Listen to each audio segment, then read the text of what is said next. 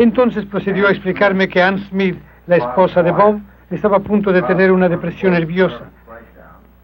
Y más aún, que su casa estaba a punto de ser embargada por falta de pago. Las cosas simplemente no podían estar peores.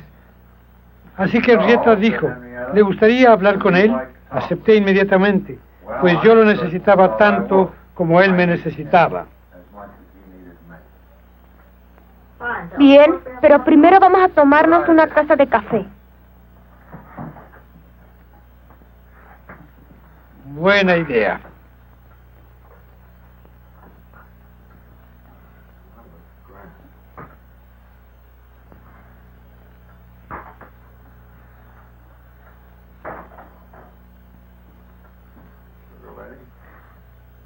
¿Quieres azúcar?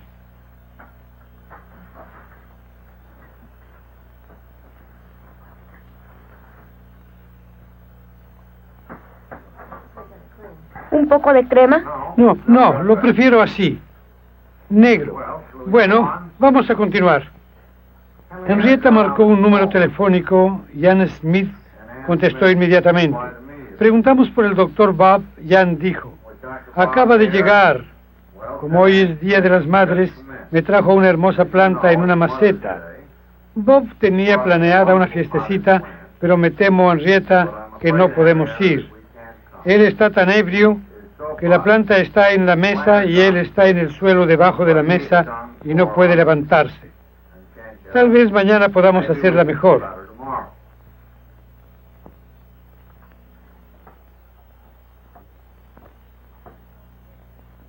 Nunca olvidaré el día siguiente. Era un domingo. Henrietta me había invitado a una cena temprana. A las 5 de la tarde sonó el timbre de la puerta y el matrimonio Smith apareció en el umbral. Ann tenía una ligera esperanza en su semblante. Él, Bob, no se veía en lo absoluto como el fundador. Temblaba violentamente y dijo, tengo otro compromiso y creo que no podría quedarme más que unos minutos. Henrietta inmediatamente comprendió la situación y con su habitual tolerancia nos condujo a Bob y a mí a la biblioteca donde podríamos platicar. Así que ahí estábamos un borracho hablando con otro borracho, porque el que estaba hablando necesitaba también el mensaje. Así que primero expliqué las ideas del doctor Stoffer sobre el alcoholismo. Cómo el alcoholismo era una enfermedad. Cómo el cuerpo desarrollaba una sensibilidad que él llamaba alergia y peor todavía.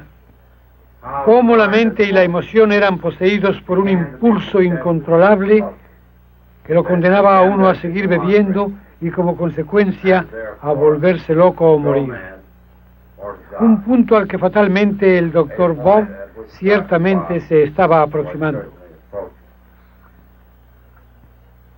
Después él me dijo que la transmisión de estas malas noticias, de cuán desesperado era el diagnóstico de su situación,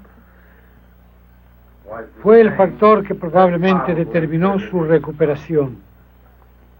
En realidad, si ustedes quieren enterarse de su historia, en el libro de los AA podrán ver desde el punto de vista de él cómo sucedió todo esto. Entre tanto le dije sobre la posibilidad de una reacción en cadena entre los borrachos y sobre todos mis fracasos en Nueva York. Pues bien, eso fue uno de los momentos brillantes de AA. Después el doctor Bob se había olvidado de su cruda y me invitó a alojarme en su casa, lo que acepté para poder continuar mejor el tratamiento. Así nació una gran amistad entre nosotros. Había lecturas bíblicas en las mañanas. 2 o 3 veces al día tomábamos café. Bob regresó a su trabajo y comenzó a sentirse mucho mejor y su costumbre de beber se detuvo abruptamente. Pero un día nos dijo a Ann y a mí, un poco tímido, que había llegado el momento de ir a Atlantic City a la convención médica anual. La cara se le alargó, pero yo le hice señales de que lo dejara ir, y así lo hizo. Nada se supo del futuro fundador durante unos 5 días. Cuando el conductor lo ayudó a bajar el tren a las 4 de la mañana en Akron, él no se sintió con confianza para llamar a su casa, donde le estábamos esperando. Por lo que llamó a su enfermera, y ella y su esposo vinieron a recogerlo y lo llevaron, después de darle un pequeño tratamiento, de regreso a su propia casa. Entonces se presentó un terrible dilema.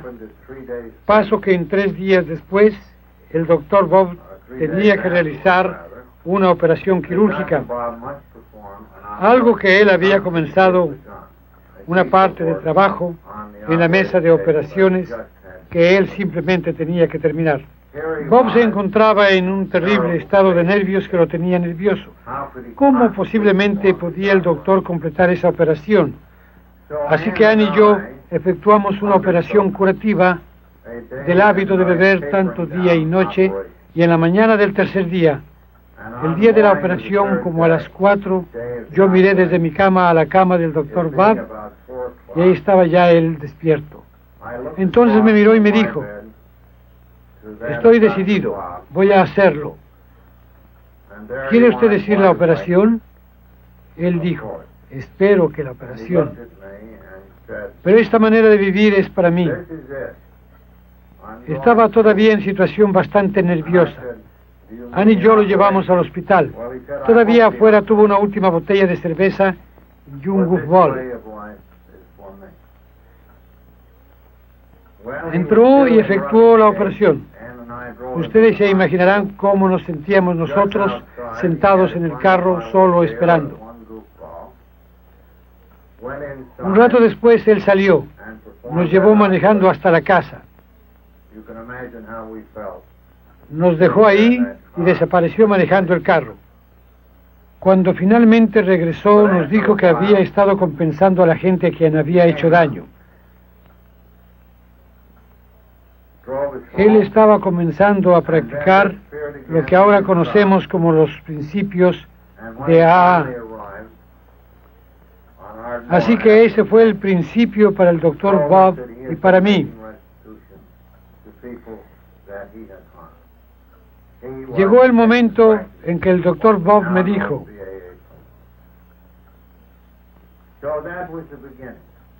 Bill,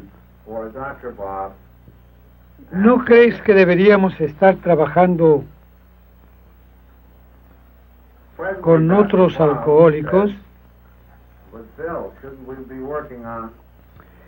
Yo sé que a mí me gustaría hacerlo, y más vale que obtengamos alguna protección para nosotros. Bien, le dije, ¿tienes alguna idea de dónde podremos encontrar algunos? Bueno, él dijo: yo trabajaba en el hospital Towns, y ahí tienen una sala para alcohólicos donde siempre hay alguien. Podría llamar a una enfermera que conozco ahí. Así que llamó a esta dama y le explicó a ella que él y un amigo de Nueva York tenían un nuevo método para tratar a alcohólicos. Y entonces la enfermera, con muy buen sentido del humor, le dijo seriamente al doctor: bueno, doctor, en vista de su actuación aquí, espero que usted haya puesto en práctica ese método con usted mismo. Y él contestó: naturalmente que sí. Entonces la enfermera contestó: tenemos el paciente que usted necesita. Acaba de llegar a emergencia. Acaba de moretear los 2 ojos de una enfermera. Está delirante y lo tenemos amarrado a la cama, pero lo tenemos bajo control. El doctor hizo algunas sugerencias para que le dieran medicamentos, las que fueron anotadas por la enfermera Y entonces él le dijo, ahí estaremos mañana. Al día siguiente el doctor Bob y yo vimos al hombre en la cama, un lugar con el cual estábamos tan familiarizados. Estábamos visitando nada menos que a uno de los prominentes abogados de Akron. Se encontraba hecho pedazos. Había estado en ese hospital 4 veces durante los últimos 6 meses. Y como nos dijo él, sin ninguna esperanza. Él ni siquiera podía llegar a su casa sin antes emborracharse. Entonces yo le expliqué la naturaleza de su enfermedad de acuerdo con el doctor Shelford. El doctor Bob le dijo lo que a él le había ocurrido y hasta dónde había llegado, y no obstante el hombre sacudió su cabeza y dijo, no, me temo que esta cura no es para mí, ya estoy demasiado perdido. No es una cuestión de tener fe en Dios, yo tengo fe en Dios, pero estoy seguro de que Dios ya no tiene fe en mí. Sin embargo, regresen otra vez. ¿Lo harán? Parece que ustedes saben de lo que están hablando.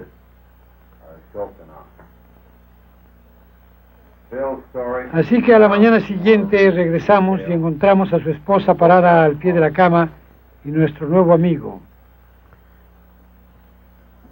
Bill, exclamó emocionado, aquí están los amigos de quien te hablé. Ellos saben de lo que se trata. Ellos saben lo que está sucediendo. Entonces comenzó a relatar cómo durante la noche se le había revelado a él que si estos muchachos pueden curarse, yo puedo también. Esta historia de Bill, si ustedes desean, la pueden encontrar en el libro Alcohólicos Anónimos. En ese mismo instante Bill le dijo a su esposa, por favor tráeme mi ropa, nos vamos a casa. Se fue a su casa e inmediatamente inició una campaña política, y su adversario hizo uso de su alcoholismo para combatirlo. Pero Bill se mantuvo sobrio y durante los años que transcurrieron hasta su muerte reciente, él mantuvo su fe. Ahora podemos ver retrospectivamente que esto realmente significó que el primer grupo de alcohólicos anónimos ya había adquirido forma en Akron, la ciudad sobre las colinas. Yo pienso que antes de concluir esta parte del proyecto, que todos nosotros deberíamos reflexionar humildemente en el maravilloso conjunto de circunstancias que fue ordenado por la providencia y que nos había llevado hasta ese punto. Requirió de la humildad del doctor Young al decirle en su consultorio al paciente que solamente una experiencia espiritual podía salvarlo, porque mi ciencia no puede. Requirió un mensajero, quien vino a mi amigo Evie. Entonces requirió que Evie tomara su tiempo y dedicación para buscarme y encontrarme. Ningún lazo personal en la cadena de esos eventos tempranos pudo haber sido más crítico e importante que aquel del doctor Silworth, un hombre a quien nosotros más tarde llamamos el doctorcito que amaba a los borrachos. Nosotros no debemos olvidar que fue él quien nos descubrió la naturaleza de nuestra enfermedad. Fue él quien durante su vida atendió a más de 40,000 casos y después que se inició AA, algunos 12,000. Oh sí, su contribución fue realmente indispensable. Fue en realidad el doctorcito que amaba a los borrachos, y durante todo ese tiempo, por muchos años, Lois, que se mantuvo a mi lado, de no ser así, probablemente yo no habría sobrevivido para poder llenar parte de esta cadena. Lois En este punto, creo que sería buena idea si haces algunas declaraciones sobre tu reacción. Acerca de mi conducta, primero, pareciendo que estaba yo bien y después lo que sucedió. En fin, tu reacción sobre las primeras etapas de esta historia. Por supuesto que yo estuve muy feliz al principio y después cuando te fui a ver al hospital. Tú estabas muy diferente. Supe que habías pasado por algo tremendo. Yo sabía que tú no volverías a beber. No había en mí la menor duda. Y por supuesto estaba yo muy agradecida. Y por largo tiempo se quedó en un sentimiento de alegría. Pero después de algún tiempo comenzó a desvanecerse. Yo no sabía lo que pasaba. Llegué a irritarme por cosas sencillas, sin importancia. Hasta que un día me dijiste que me apurara porque había que ir a una junta. Y entonces te tiré un zapato. ¿Te recuerdas? Y eso no te preocupó mucho a ti, pero a mí sí. Porque me puse a pensar, ¿por qué yo había perdido el control por una cosa tan trivial? Y entonces pensé en mi propia relación contigo, conmigo y con nuestro problema. Y entonces sentí que estaba resentida porque otra persona había logrado lo que yo tanto quise y no pude durante toda mi vida de casada. Se presentó la ocasión, algo ocurrió y en 2 minutos alguien más logró lo que yo no pude jamás. Así que a partir de esa ocasión, yo ya no disfruté más de ningún tiempo contigo. Siempre estabas ocupado por la causa y pasabas muchos fines de semana maravillosos, teniendo éxito en lo tuyo, pero en compañía de otra gente. Siempre estabas fuera, trabajando para ayudar a alguien, trayendo a alguien nuevo a la casa. Yo ya no experimentaba el sentimiento de necesidad como antes. No me sentía necesaria.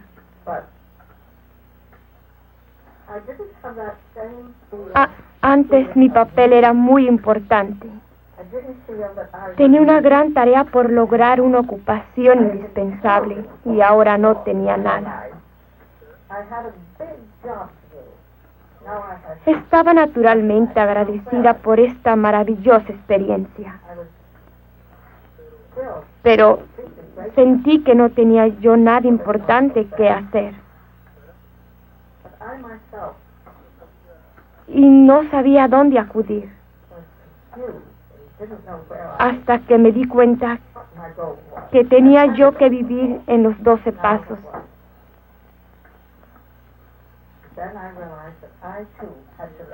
Que era tan importante para ti como para mí